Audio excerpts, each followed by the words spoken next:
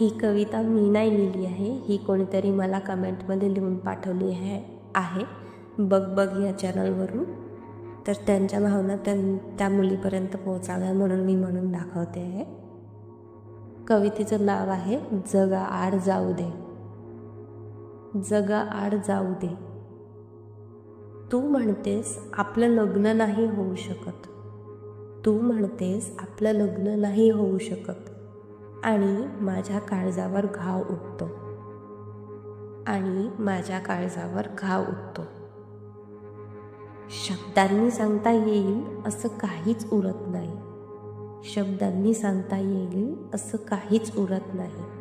माहीत आहे मला आपल्या प्रेमाला गुंजारणारी संधी मिळणार नाही.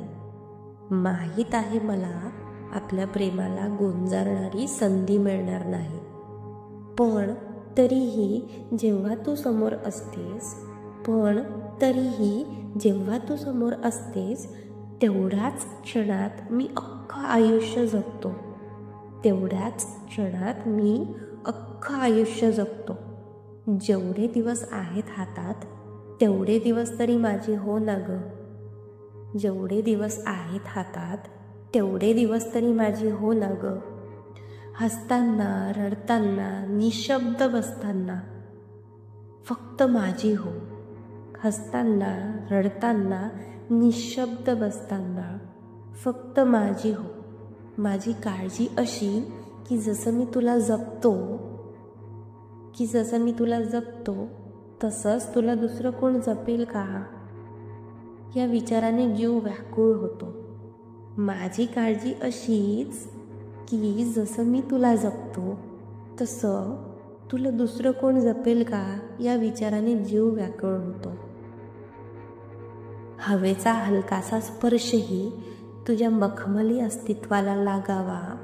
हवेचा हलकासा स्पर्शही तुझ्या मखमली अस्तित्वाला लागावा. हे सुद्धा मला सहन होत नाही ग. हे सुद्धा मला सहन होत नाही गे. मग दुसऱ्याचा स्पर्श कल्पनेनेच जीव तुटतो ग. या जगात तुझ्या इतरांच्या नजरेत तुझं अस्तित्व विखुरताना बघणं.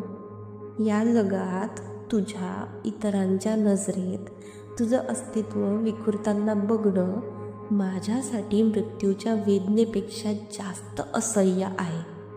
माझ्यासाठी मृत्यूच्या वेदनेपेक्षा जास्त असह्य